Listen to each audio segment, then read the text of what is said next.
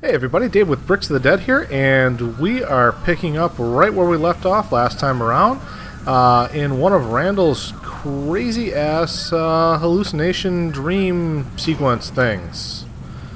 So, I don't know. I seem to have lost my axe at some point here. I can't go backwards, which is a drag. A lost page from my diary. Let's check it out. Alright, I'm going to try to read this a little bit better this time around. At 7 o'clock, I went to the city and tried to speak with some of the men. People running, gathering around, and stepping on each other. There were hundreds of suitcases and memories on the side of the road. People piled up their cars by the road that leads to the Hope Aerodrome. There's military everywhere. They're trying to organize the families, making them pass through control points. It's terrible. I saw how they killed an old man from town right in front of me as the desperate cry of his wife and his two sons rang out. A dog barked when he walked by. There was something in its eyes, in the eyes of an animal, as if it detected or smelled something that only a dog can sense in a human. They undressed him. He had a chest injury, which he tried to hide with all his strength. A gunshot to the head and his life ended. What should I do? Should I follow those in authority, believing in the words of those liars, or should I escape to the woods with my wife and daughter? I don't know what to do. I don't know what is best for us. I need to go back. I need to take care of the problem in my own way. I must find a solution to all this. I'm desperate. I need to breathe. I need air. My head, it's going to, I guess, fade out. All right. Continuing on. So, man, this is trippy. It's weird that you can't go backwards. So it's like once you proceed so far, that's just where you're going. Bust the doorknob off. What's happening, sweetheart? What's happening, Daddy?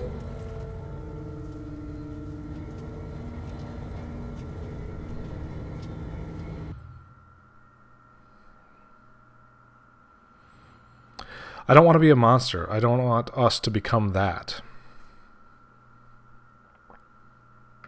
Cries. Only 2 shells. Kill me. Kill us. We love you. Oh. Kill me. Oh, we're back to the docks or whatever. No, don't you get it? You have a choice. We all do. Choices that define us, choices that tell us who we are. You can't give up. You can't make that choice. It goes nowhere. Choose to be strong for Carla. Choose to be strong for Sam, for Ben. Choose to fight, Stella. No matter what. Choose to live.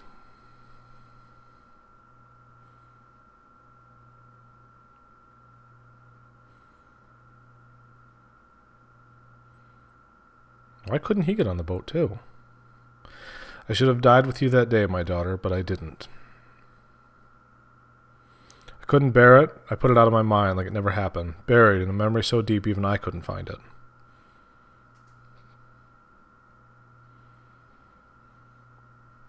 I made a different choice this time, Shannon.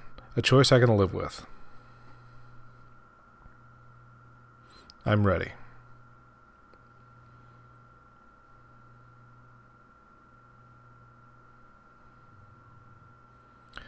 You have unlocked Nightmare Mode. Alright, good for me. That's it. That's the end of the game. Wow, so we were that close to the end last time around, and I didn't even realize it. So that was Deadlight. Pretty darn fun game. I really enjoyed playing it. So what we'll do, like we did with Outlast, is while the credits play, I'll just kind of give my off-the-cuff review of the game. And yeah, here we go. So the game itself was a lot of fun. The controls were really solid. The art direction was absolutely amazing. I loved the 3D effects and the parallax scrolling and things like that they used to design all the levels in the game. You know, each different zone felt unique. It felt well designed. There was a lot of thought put into it. I think this is worth the price of entry just to kind of play the game and feel the setting and how well developed that was. So kudos there. As a platforming game, it worked pretty well. There were points where it was difficult. It occasionally got frustrating, but not so frustrating that I ever wanted to quit. So just frustrating enough that it was challenging, and I just kept plugging away. And then once I got past that part that was difficult for whatever reason, it was really cool. I felt like I accomplished something. So that's always great to see in a game. I don't like to see just a ton of difficulty for the sake of difficulty, and Deadlight doesn't do that. So there's another point in its favor. On the other hand, the writing in the game was, I'm just going to say, out and out bad. It was just a lot of cliches. So we've got kind of this gruff, tough hero. He's got the gravelly voice like Batman. He's out to save the day. He's separated from his people, and he's going to do whatever it takes to get back to them. It's a pretty classic setup. He's looking for his wife and daughter, and as it turns out, they've been dead the whole time. That's pretty cliche. And then he killed them, and this whole episode, this whole game is basically a way for him to come to terms with that, and I think that could have been done really well. I think if they would have gotten a little bit better writing and a lot better voice actor, they probably could have pulled that off. But that rah, rah, rah, rah, rah, kind of tough guy, deep, gravelly voice thing just doesn't work for me. That's not what real people sound like. I don't know anybody who sounds and talks like that.